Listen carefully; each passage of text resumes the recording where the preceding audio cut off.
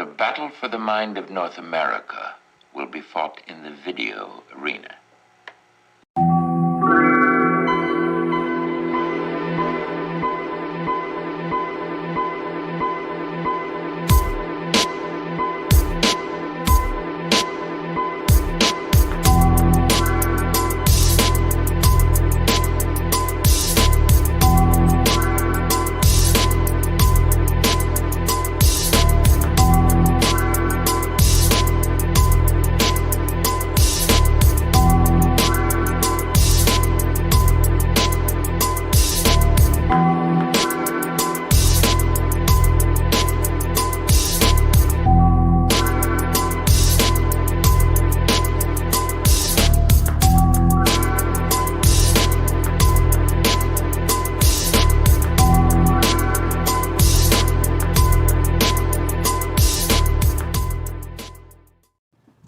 Hello guys, Max here.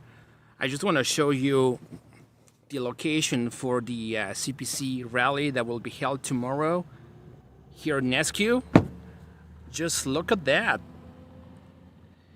It's a massive warehouse. It's amazing. Look at that. So we can definitely put at least 10,000 people in here, more like 20,000 if not more. So the location is called 41st Business Park. And I was told by some people that the location is kind of hard to locate because it shows that it's in Edmonton and not in Nisku, which is not Edmonton. But just look at this. That's awesome.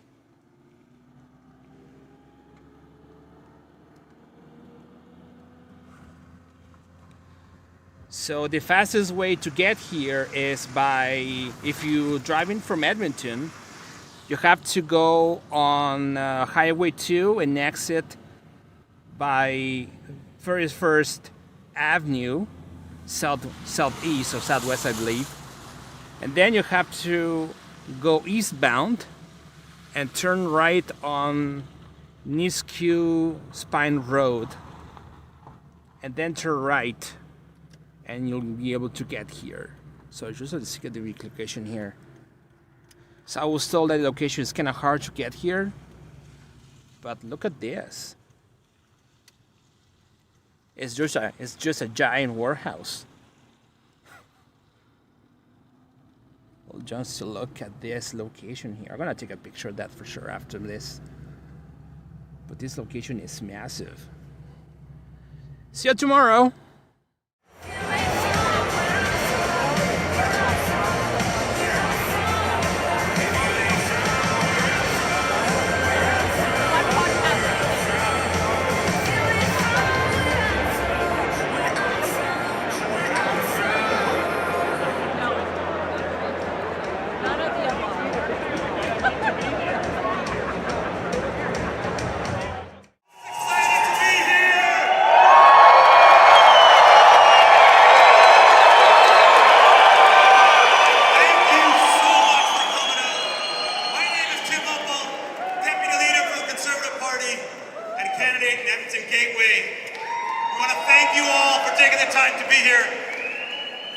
It is amazing to see so many people.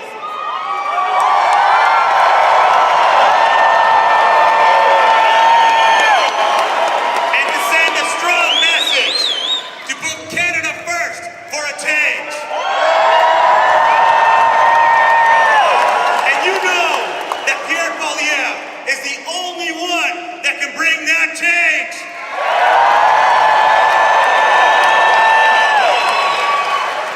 So I have a few housekeeping notes before we kick everything off. People are always asking, how can we help Pierre Poilievre put Canada first? And it's easy.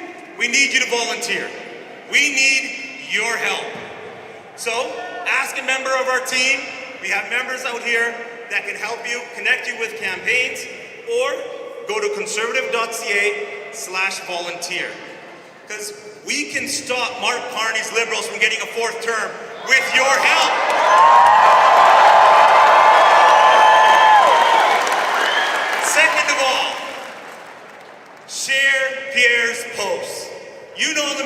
media is not giving us that attention. So we need you to share his post and put in some positive comments as well. And finally, we have a number of common sense Canada First candidates here, right along here.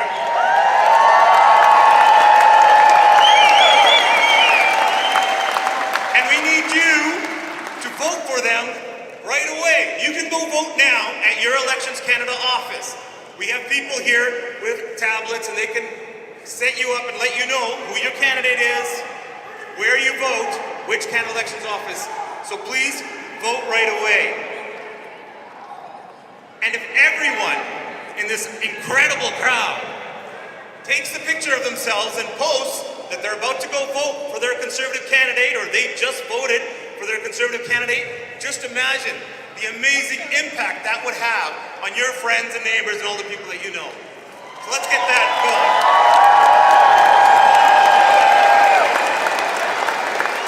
And now, it is my great pleasure to invite on stage the International Vice President of Canada for the International Brotherhood of Boilermakers, Arnie Stadnik.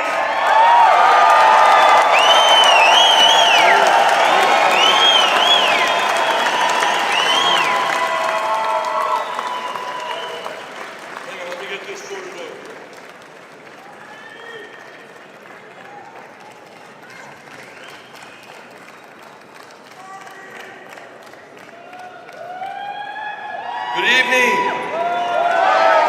Can everybody hear me back there?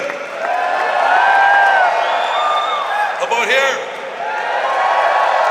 Well, thank you for that introduction, Tim. It's a hard act to follow, but I've been asked to speak on behalf of Pierre and his team, so I won't waste time because I've only got 2 minutes, so I better get at it. I might go over a little bit. Thank you.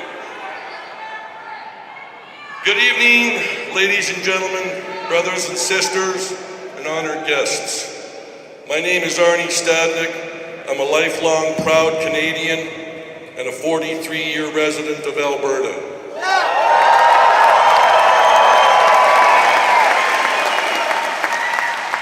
As well, I'm a very proud career Local 146 union boilermaker who has earned a respectable living in the oil gas sector right here in Alberta. As many of you have done the same. I stand before you this evening as I am concerned about the future of our families and our country. The demise of our economy for the last 10 years has caused concern right across Canada. Issues like infrastructure, illegal immigration, crimes committed by repeat offenders, shortage of affordable housing and taxes, specifically the carbon tax.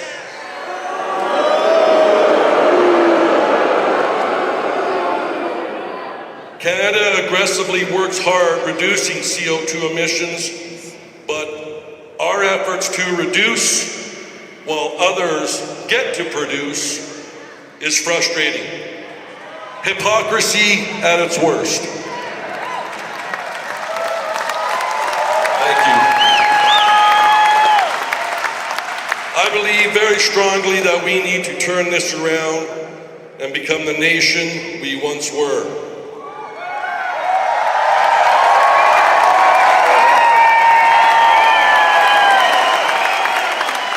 We need to become energy independent. We need to build more pipelines and get our oil and gas to other markets. Besides our neighbors to the south, Pierre is best suited to represent the interest of Canadians when discussing current matters with the American leadership.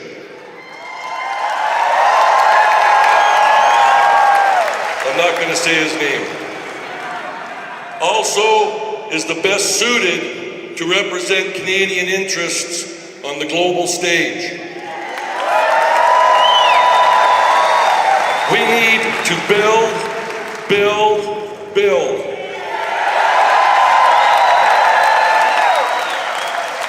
I am supportive of Pierre's willingness to support our industry so that working men and women and their families can have good paying jobs and not have to worry about paying their bills.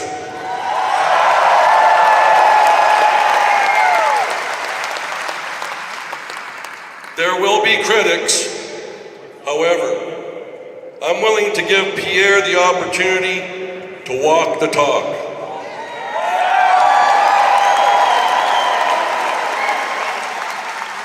Pierre's increased awareness around trade unions has him looking through the same lens as the men and women who work hard on the infrastructure of this country. Ladies and gentlemen, brothers and sisters, please join in on the momentum that Pierre and his team are achieving from coast to coast to coast in his bid to become the next Prime Minister of Canada.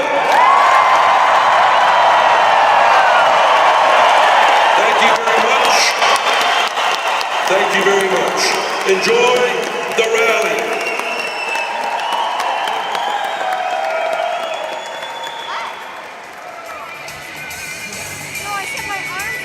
Thank you, Arnie, for that strong endorsement on behalf of workers across Canada. Okay, so we're going to take a very short 5-minute break. Conservatives, let me hear you!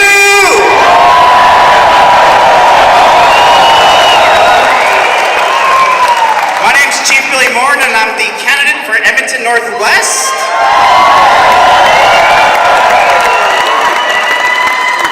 And before we get started, I need your help. I need your help, Conservatives. Can you do me a little bit of a favor? Can you turn the lights on your phone on right now? We need this to light this place up. Let's really see how many people are out here right now. Let's light this place up. There we go. There we go. Look at that. We outshine the Liberals any day of the week. Now the next thing I need you to do is to please rise at this moment and help me sing our national anthem.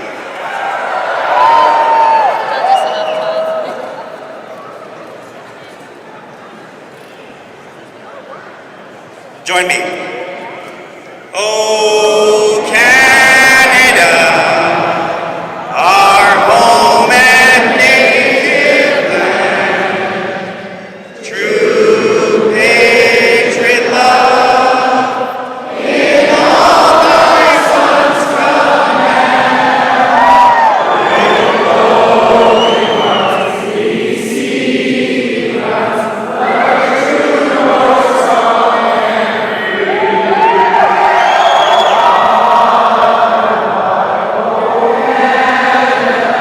Please stand on guard for thee. God keep our land, glorious and free. Oh, Canada, please stand on guard for thee. Oh, Canada, please stand on guard for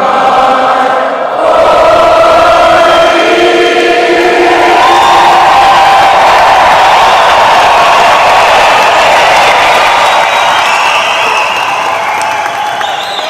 Now I know you're all here to hear the one person who can make change that we need in this country, our next Prime Minister, Pierre Poilievre.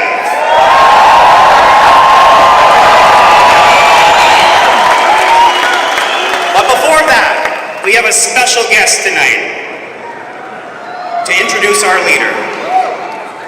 He's a leader who represented Canada with boldness and courage on the world stage.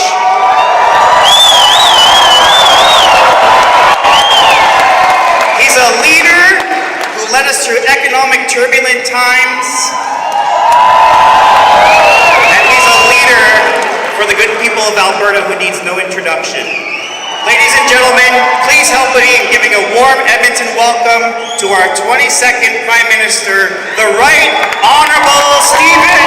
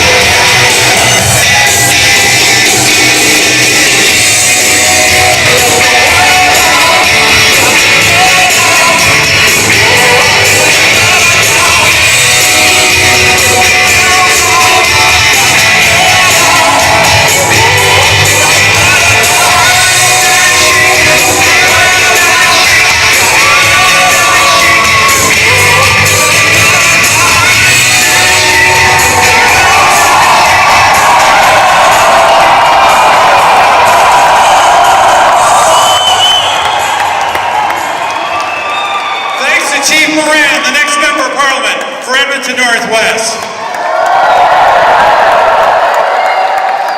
Wow, what a fantastic crowd. Thank you, Edmonton. Thank you for being here. Thank you for making yourself a positive part of the most important decision that this country is going to make in decades. Canada right now needs change more desperately than it perhaps ever has. And it needs someone to lead that change, my friends. As someone who had the honor of serving as your Prime Minister, I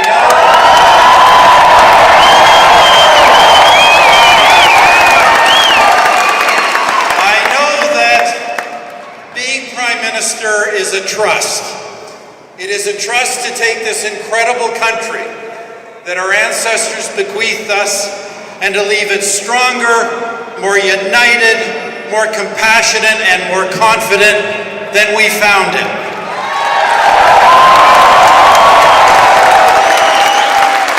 That's what we did, my friends, but that is not the story of the past decade, and that has got to change for Canada.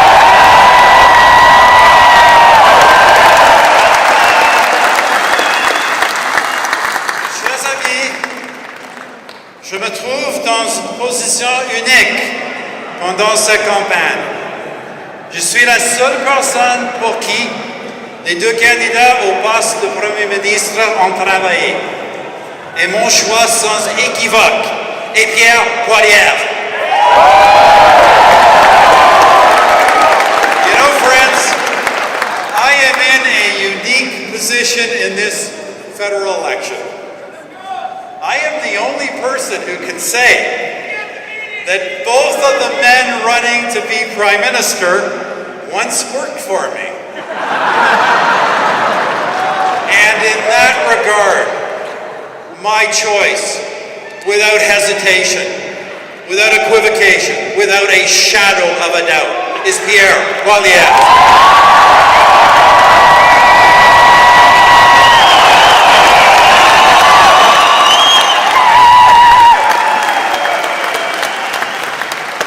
I have known Pierre Poilievre for a quarter of a century.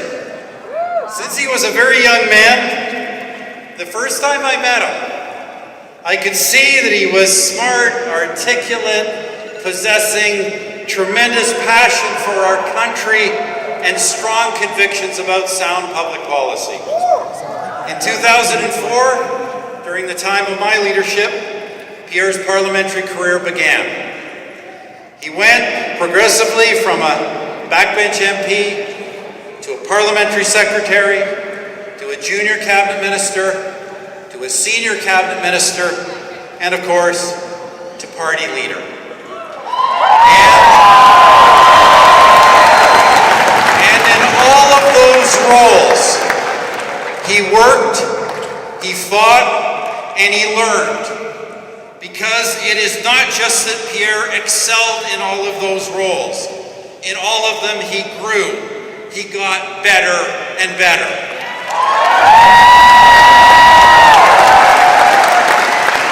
Friends, don't let anyone tell you that he was born to be Prime Minister, or that he can just somehow parachute into the job fully prepared. Political experience, elected, accountable political experience, and the capacity for growth with that political experience, that is what Pierre has demonstrated for 2 decades, and that is the single most important characteristic the Prime Minister needs.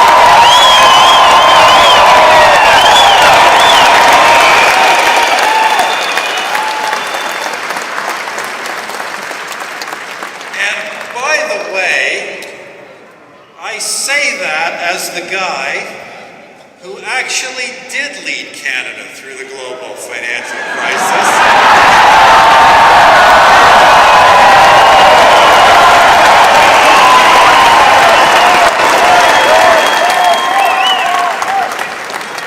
I hear there's someone else claiming it was him.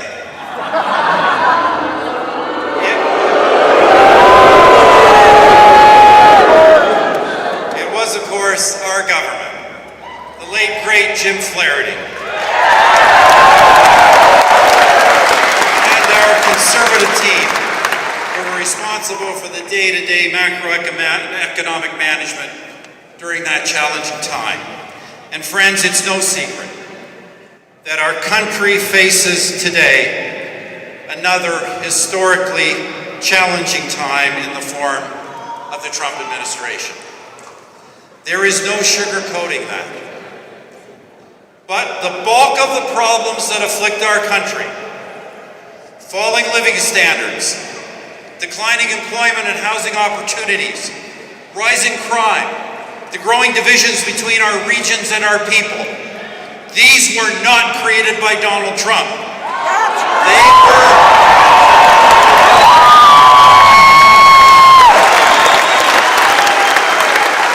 They were created by the policies of 3 Liberal terms, policies that the present Prime Minister supported and wants a 4th Liberal term to continue.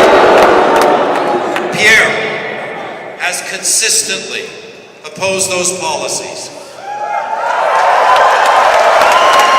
Policies that have put costs up, accelerated crime, left our wealth in the ground, and made our economy vulnerable and under America's thumb. And Pierre has, just as importantly, long advocated the positive alternatives for change, to axe those taxes, build homes, bring back jobs, get our resources to the whole world.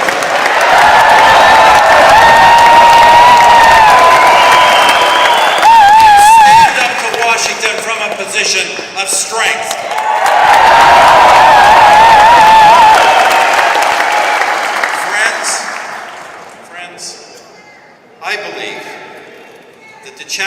this country faces today from the United States, as real and serious as it is, should not be another excuse for Liberal failure. Instead, it should be a historic opportunity. That's how we've got to see it. An opportunity to make Canada what it should be. Internally united, internationally connected, a truly independent economy with the highest living standards in the world.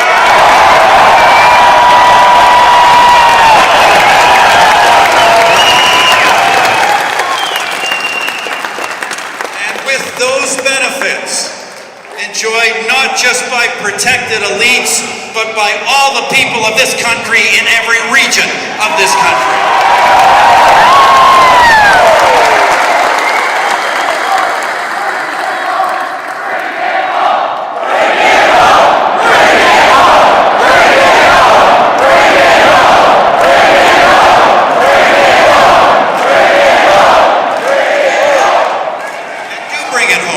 Because that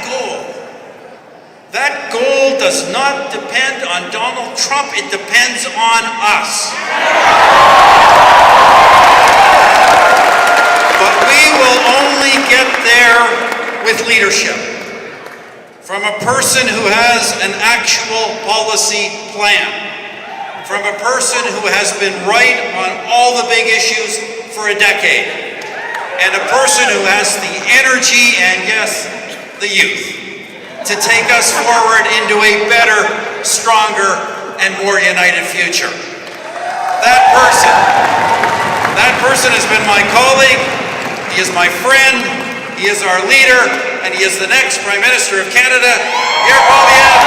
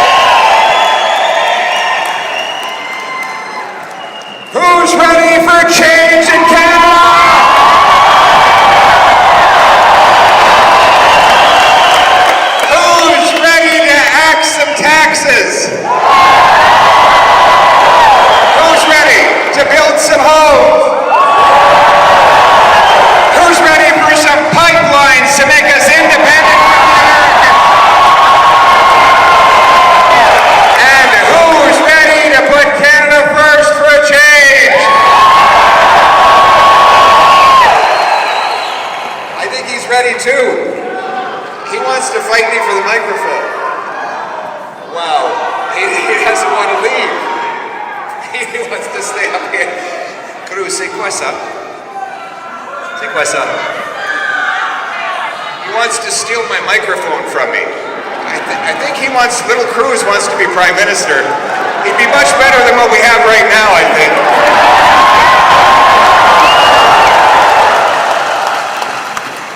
But speaking of Prime Ministers, let's show some gratitude for the greatest Prime Minister of the 21st century, the Right Honourable Stephen Harper.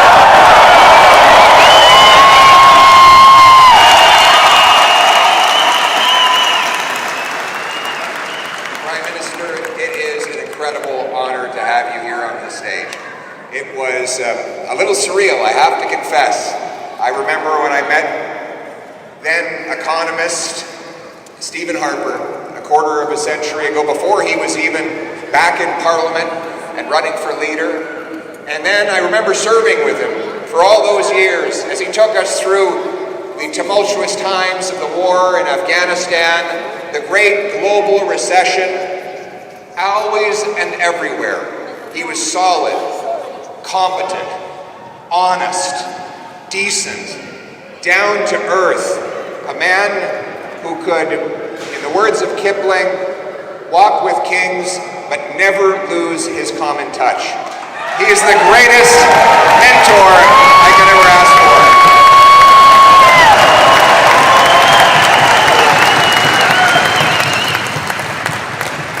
So who is ready for common sense Canada First government like we had under Stephen Harper?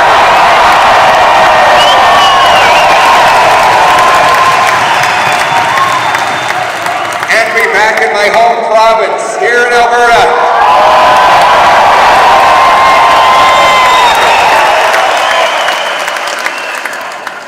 It's incredible.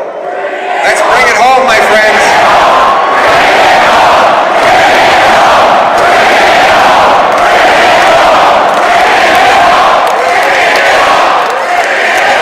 Look, this has got to be the biggest political gathering of the 21st century.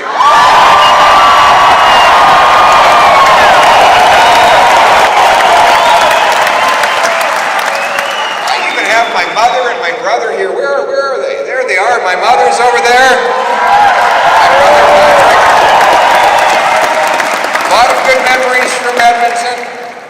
You know, a lot of them were not entirely good because I grew up a Flames fan in the 80s, so it could be very painful. We lost more than one game, both at the Saddle Dome and at McMahon Stadium. But we always used to love to come up here to West Edmonton Mall. We only had Chinook Centre in Calgary. But my mom and dad would put us in the car, we'd do a little road trip up here and go on the roller coaster in that big ship, and we'd celebrate everything that was great about being alive in this country, that my folks work hard even though it was hard times. They could afford to take us on little road trips, and they always taught us about the Canadian promise, the promise that hard work would pay off, that anyone who got out of bed in the morning and put in some effort could have a beautiful house on a safe street, protected by brave troops under our proud flag, that anyone from anywhere could do anything. And that's why I got into politics, to reinforce that promise.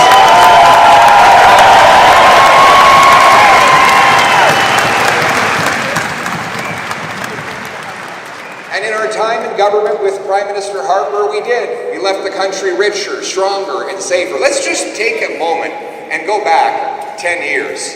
10 years ago, inflation was rock bottom, so were interest rates. Taxes were falling faster than at any time in our history. The budget was balanced, and crime had fallen by 25% because we locked up the worst criminals and left law-abiding hunters and sport shooters to enjoy their property.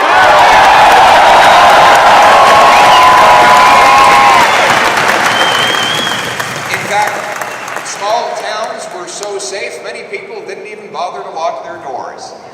Housing cost half of what it does today. I would know, I was the housing minister at the time. And you could rent the average apartment for under $1,000 a month. Take-home pay had gone up 10% above and beyond inflation and interest rates and taxes. The New York Times had just declared that Canada had the richest middle class in the world. Yes, when this Liberal government first took office, Canada was the richest and safest country anywhere around. We were a beautiful place to live with boundless opportunity.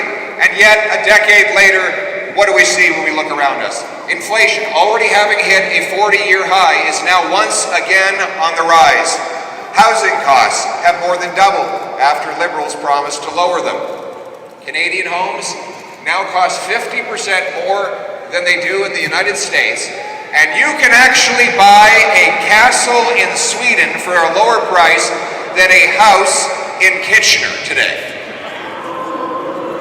Canada has the second slowest building permits in the OECD. Nothing can get built.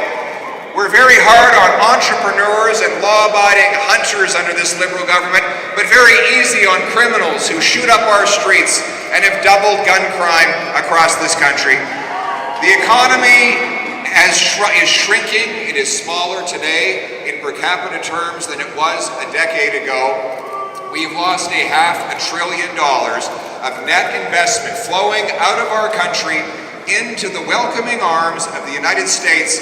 My friends, this is the lost Liberal decade, and the choice in this election is whether we are going to allow a fourth term of rising costs and crime and a falling economy, or whether it is time for a new Conservative government that will put Canada first for a change.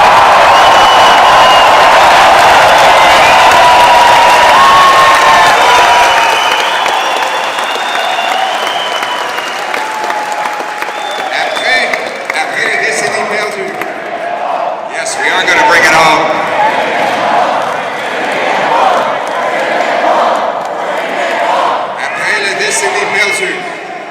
Après les décennies perdues des libéraux, avec les coûts et la criminalité qui augmentent et l'économie qui est en baisse et sous le contrôle des Américains, le choix est entre un quatrième mandat libéral ou bien un nouveau gouvernement qui va mettre le Canada d'abord pour faire changement. Now, the Liberals are trying to pull a fast one. They have a very simple strategy in this election. And here's what it is. Make you forget about the last 10 years. Everything they do will be about bringing collective amnesia of all the damage they've done. The first trick they've tried is replacing Justin Trudeau with his economic advisor and hand-picked successor, Mark Carney.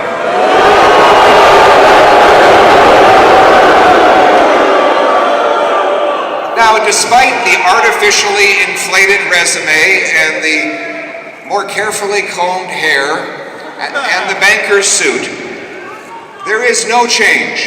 It is the same Liberal ministers, same Liberal MPs, same Liberal strategists making the same Liberal promises they have been making for the last 10 years. We know the results. Mark Carney has spent the last 2 months taking for credit for things he did not do, but refusing to take responsibility for the things he actually did. He was Justin Trudeau's economic advisor for the last 5 years, during which time he supported not only keeping the carbon tax, but hiking the tax. He opposed the Northern Gateway Pipeline in testimony before a parliamentary committee. He opposed that pipeline while profiting off of foreign pipelines himself. You know, it is no wonder that Donald Trump says he wants Mark Carney and the Liberals to stay in power, because he knows that as long as the Liberals are there, Canada's economy will be weak and reliant on the Americans. But guess what? Donald Trump doesn't get to choose our next Prime Minister. Canadians do. And they're going to vote for a change.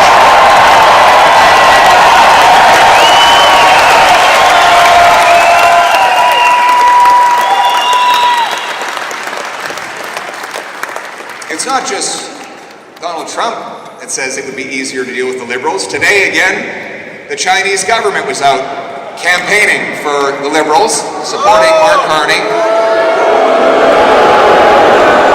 just like they did during the leadership race of that party. And who would wonder why?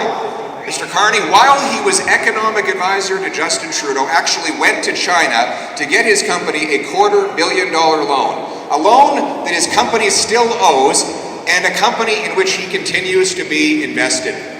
We cannot trust Mark Carney to put our country first. He never has, he never will. We need an end to the long, Liberal lost decade. It is time for a change and a new day.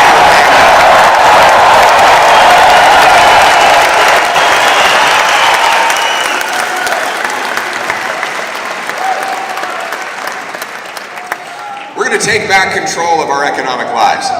You know, we've all been chanting, bring it home today. That term, that expression has very real meaning. One, we're going to bring home our production and paychecks from abroad.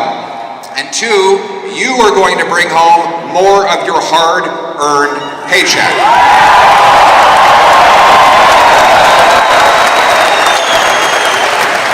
And isn't it great to have Brett Kissel here, the great country music star who sang Our Home? Way to go, Brett. Thank you very much, my friend. Got a message for people? Edmonton and Canada, it's very important to understand the human being that Pierre is.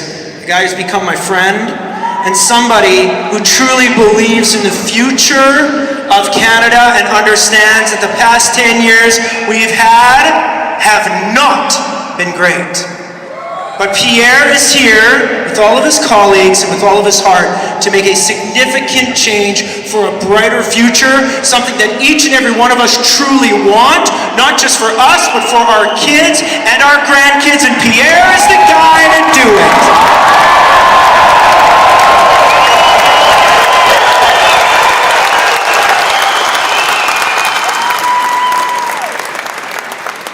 And our Bring It Home plan starts with a big patriotic tax cut on work, investment, energy, and home building. We will lead the charge to reward hard work by cutting income tax by 15% for the average worker and senior.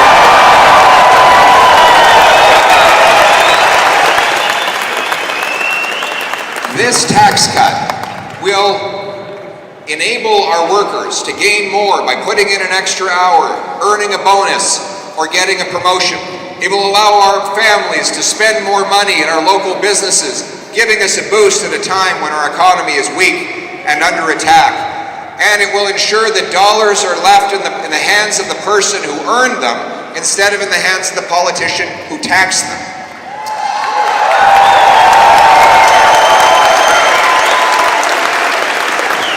Bringing it home means favoring the things that are made here at home. And that's why we've announced we will axe the sales tax on all Canadian-made cars.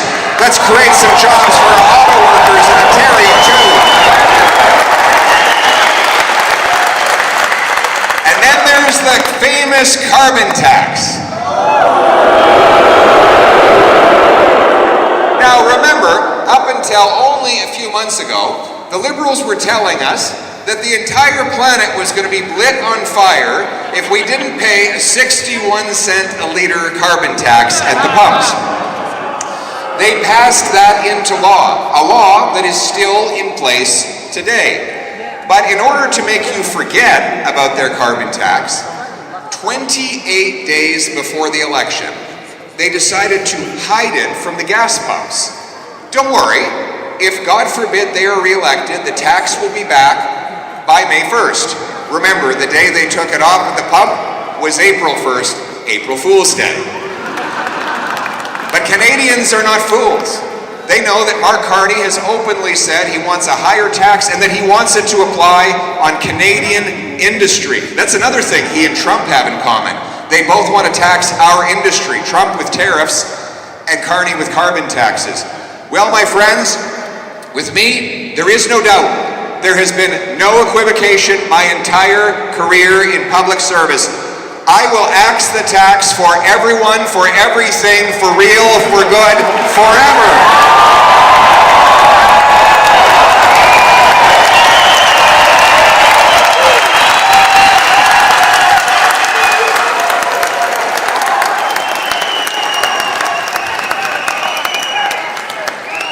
And then there's the tax on our investment. Canadian workers only get 55 cents of investment for every dollar an American worker gets. That's why we generate in Canada 50 bucks an hour worked. You take our GDP, divide it by the number of hours we work, it works out to 50 bucks in US. In America, it's $83. So they're making more than 50% above what we make in an hour worked. Why is that? We have better workers than they do. Our workers work harder, but they don't get the tools and technology because we punish investment in this country. Recently, the Liberals tried to raise the capital gains tax to punish our entrepreneurs. We need to do exactly the opposite, and that is why I have announced the Canada First reinvestment tax cut. Zero capital gains tax when you reinvest your gains in Canada to bring it home.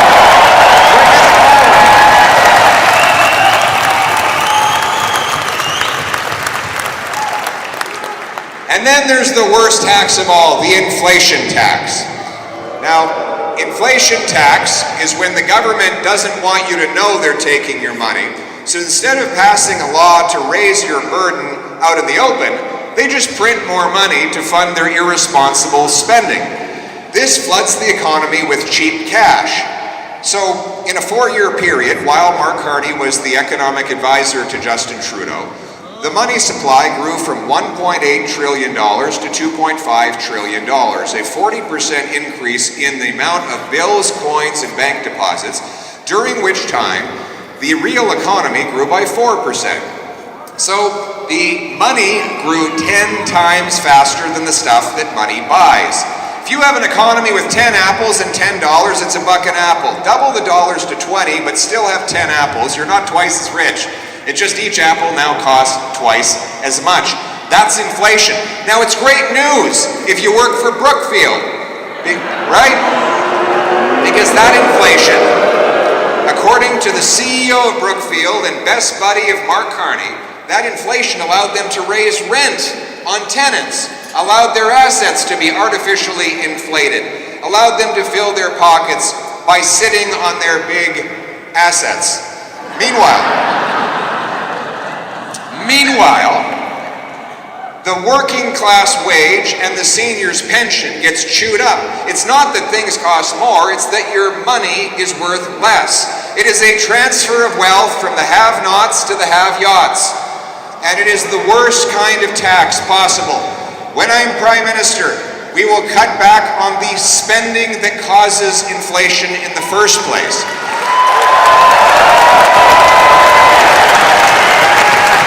We will cut bureaucracy, consultants, handouts to corporate insiders, and we will cut foreign aid to dictators, terrorists, and global bureaucracy.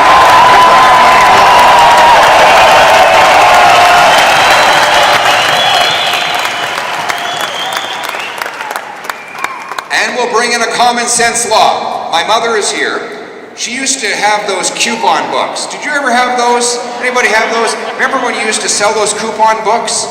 My mother would drive clear across Calgary to go to a restaurant to get beef on a bun that would have a coupon savings on it. She knew how to squeeze every drop of value out of every single dollar. That's what our government should be doing. We should be getting value for money. Now, here's the reason that never happens. Politicians are always spending other people's money. While every other creature in the universe has to live with scarcity, the politician just passes the bill on to you. We will pass a dollar-for-dollar law. It requires we find $1 of savings for every new dollar of spending, forcing politicians and bureaucrats to make trade-offs between this or that, or get a bargain on this and that. because you've been pinching your pennies long enough. It's time for government in Ottawa to pinch pennies too.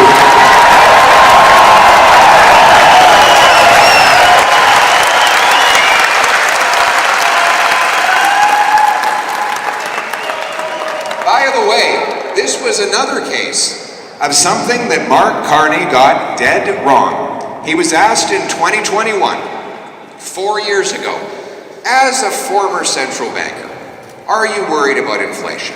He said, no, I'm worried that prices might actually go down.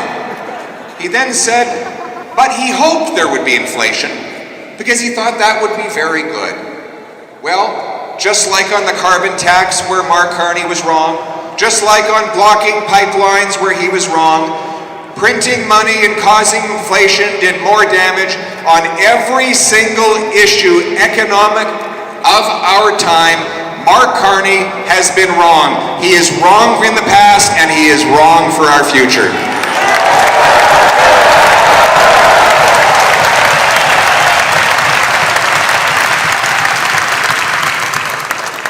And then we're going to tackle housing. We have the most expensive housing in the G7 after the lost Liberal decade. But most of the cost is just bureaucracy and taxes. That is why a Canada First Conservative government will lead the way. We will axe the sales tax on new homes to save you up to $65,000.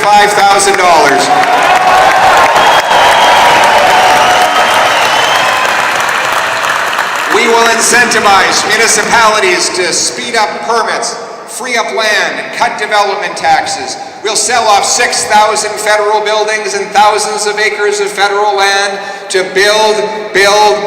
And you know something?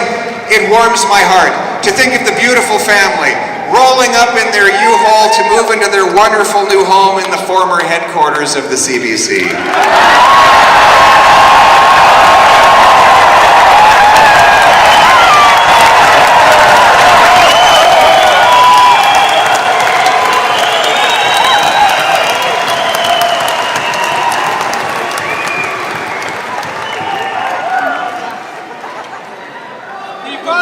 I love you too. I love this province.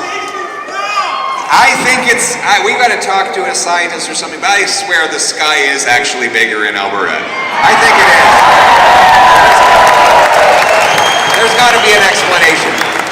But that's why it feels like there's boundless potential in this province, and there is for this whole country. But we have to bring home our jobs to make it happen. And that starts by repealing the No Development Law C-69 to build pipelines.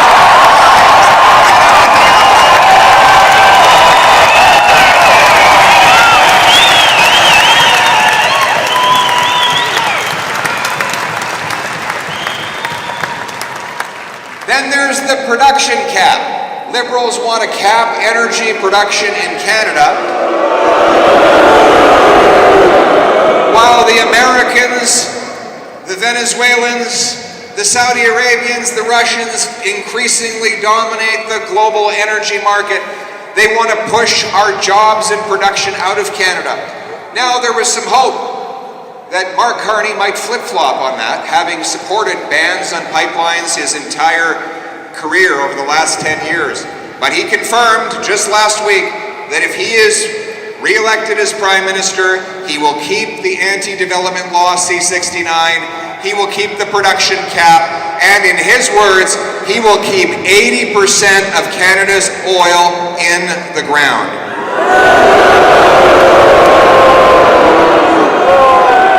We're going to do precisely the opposite. A common sense, Canada First government will repeal the production cap, remove C-69, and commit to the aim of approving major projects in under 6 months. Bring it on.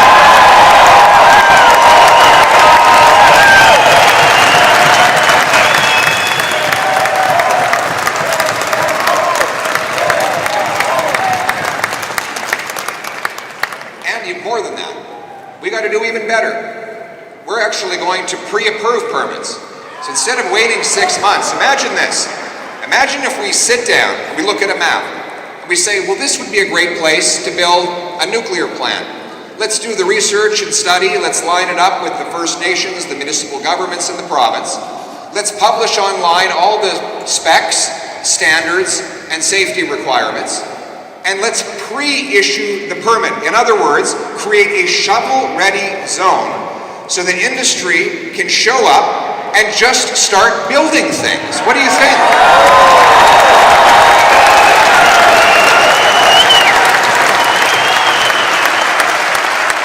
We have incredible potential. We've got the shortest shipping distances to Asia for our natural gas, and it takes 11 days from BC and 20 days from the US Gulf Coast. We've got cold weather that helps liquefy that gas, right? 25% cheaper. It gets cold in Canada. In fact, it was so cold in Ottawa last winter, there were Liberals seen with hands in their own pockets. That same cold weather is perfect for data centers.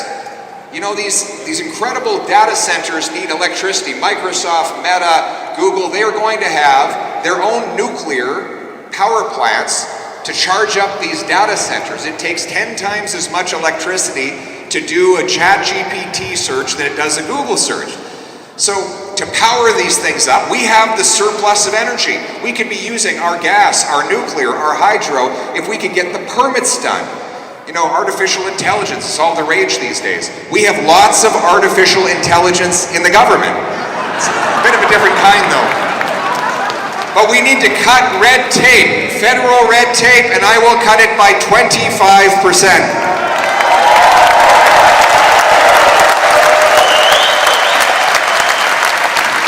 Every time a new regulation comes in, we will be required by law to get rid of 2 previous regulations. So the state and the power in Ottawa is always diminishing. We're going to unlock the potential of our Western energy producing provinces. And when I become Prime Minister, the era of Liberals telling the West to pay up and shut up will be over forever.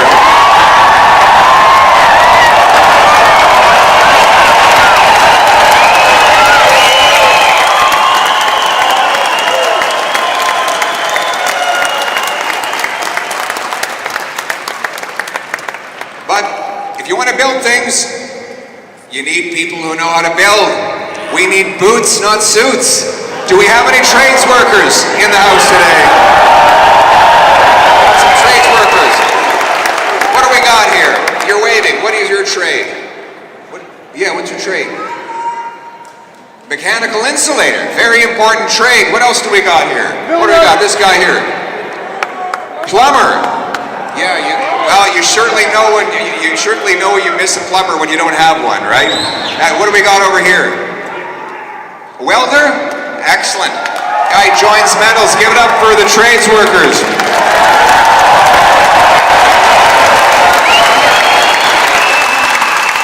You know, Stephen Harper was in the trades as well. Do you know that? He was a cabinet maker. He had a really good cabinet. Way better than the Liberal cabinet. And we're going to have another great cabinet after the election. But I want to acknowledge a great union leader fighting for the Boilermakers. We have Arnie Stadnik. Thank you for your support, Arnie.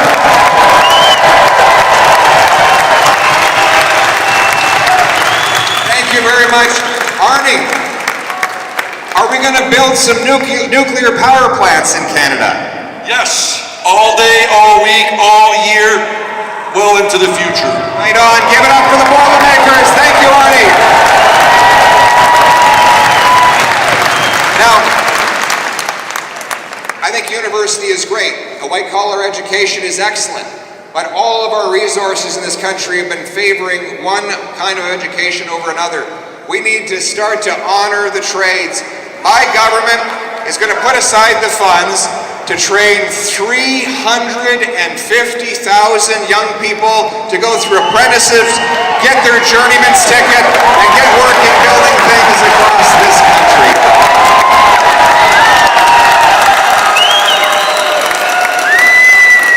Boots, not suits. We will bring back Stephen Harper's $4,000 apprenticeship grant that the Liberals recently canceled, and I will be giving a big, beautiful present to every high school principal. I know education is provincial, but there's nothing in the Constitution that says a Prime Minister can't give a present to a principal. It's going to be a box about the size of this stage. In that box will be a module for how to do a pre-apprenticeship for every single licensed trade, so we can get our 14-year-olds training for trades before they even graduate from school.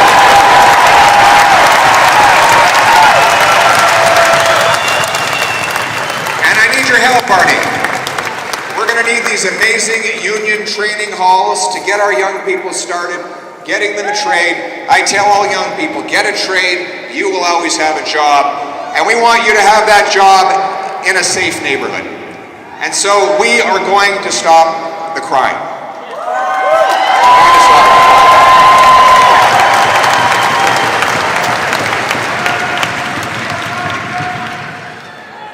Over the last lost Liberal decade, we've seen record chaos explode on our streets. Just moments before I walked on this stage, I met with a lovely young lady, Christina Trang. She's here with us today. Her father was a patriotic, law-abiding, decent man. And one day, he was out for a walk in Chinatown, and he was viciously attacked and killed by a rampant offender who was once again out on bail.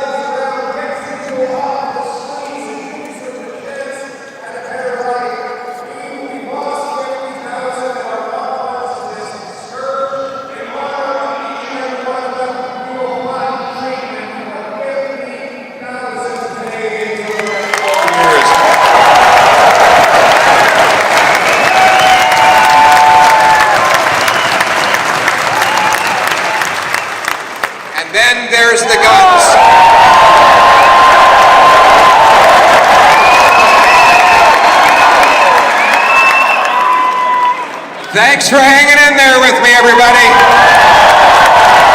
Thanks for hanging in. Thank you very much, especially you folks up there. You have very powerful eardrums. You were able to hear me the whole time. Then there's the guns, illegal guns that are pouring in from the United States through the Liberal government's weak management of our border. Only 1% of shipping containers are actually inspected. And that's how the guns are coming in. We're going to scan the containers, hire 2,000 CBSA frontline officers, bring in watchtowers that can scan the horizon of our frontiers to keep crime, drugs, stolen cars, and other illegal substances out of our country. And I'll tell you how we're going to pay for it. We're going to cancel the ridiculous multi-billion-dollar gun grab that targets licensed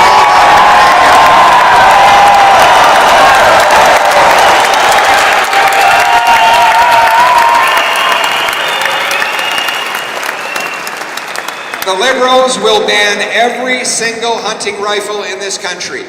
Spread the message far and wide. What are you guys cheering for over there? That's a bad thing. Oh, your speaker came on. Oh, wow, okay. Now I know if there's a random cheer what it's all about.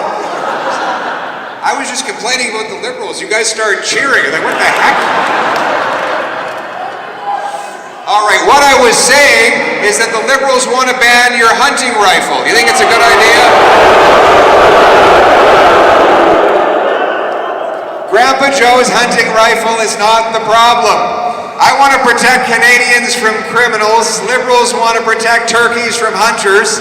Canadians will have to decide at election time because the choice will be between a fourth term of rising costs and crime and a falling economy under America's thumb, or a new conservative government that will axe taxes, build homes, unleash our resources, and bring home our jobs so we can stand up for the Americans with strength for a change.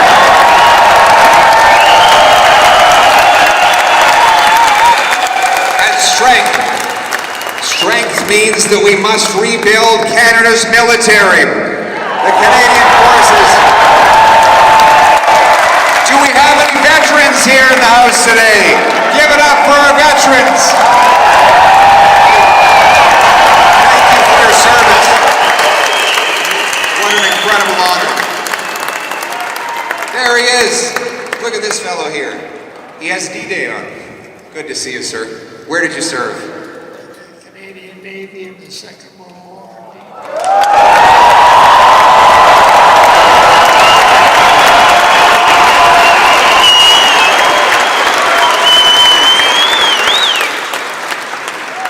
How old were you at Juno Beach?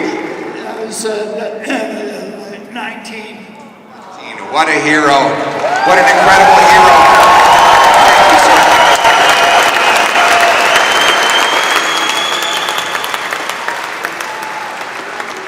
We have to make this a country that is worthy of that hero's sacrifice, don't we?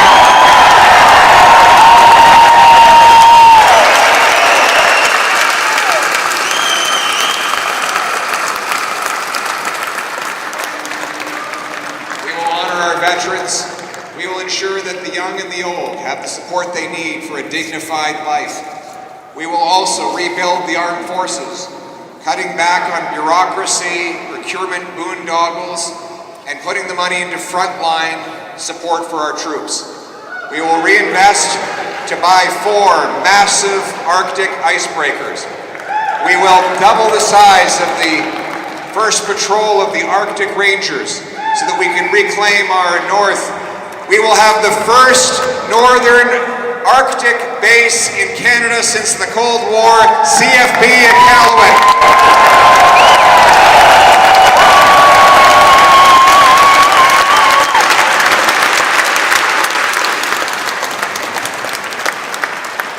And as my wife just reminded me, our soldiers, sailors, and airmen will be guided by a warrior culture, not a woke culture.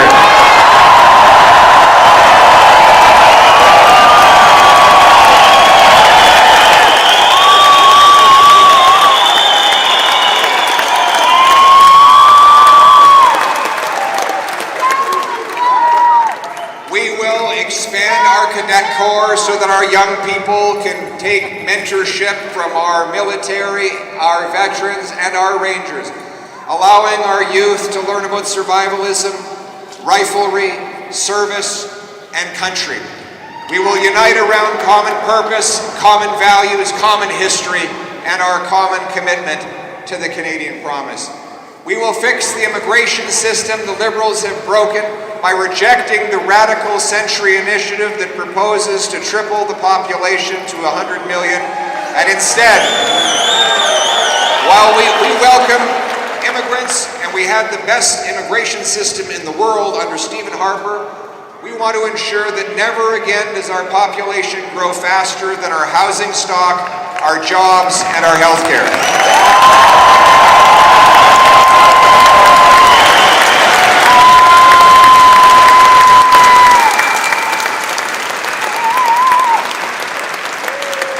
Immigrants come here with talents and skills, we'll make sure they can put them to the use. We have 20,000 immigrant doctors, 32,000 immigrant nurses who cannot work in our hospital system. We will create a national Blue Seal system so they can prove they're qualified, get to work, bigger paychecks, reduce wait times. The Canadian promise for them, just like all of us.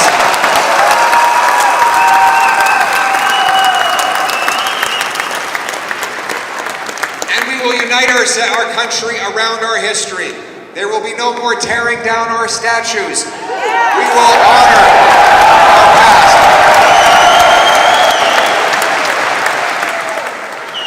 Addressing the wrongs of the past is not about tearing down our history.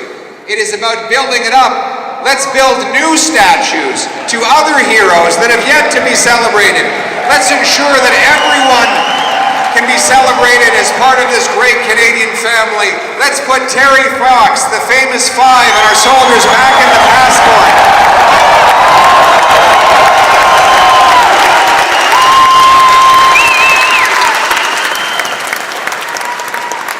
We will be a self-reliant, sovereign people that stands on its own 2 feet and bows before no nation.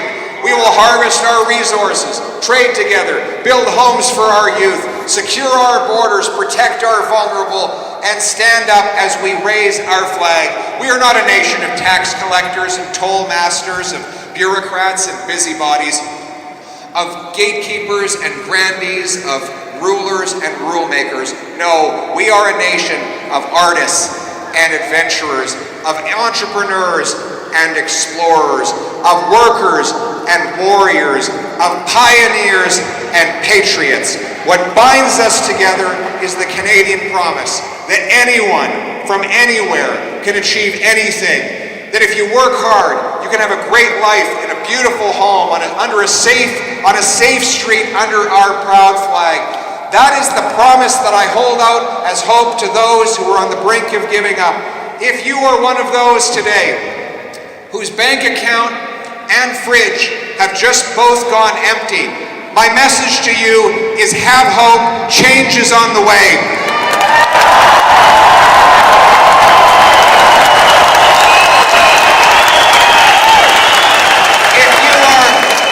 If you are an auto worker or an energy worker worried about losing your job, have hope, change is on the way for you too. If you are addicted to drugs but determined to turn your life around and looking for a place to get help, you are not alone. Have hope, hang on, help is on the way for you too. We are going to bind this nation together, a united people committed to our promise and expanding it to all under our proud flag. Canada first, let's bring it home!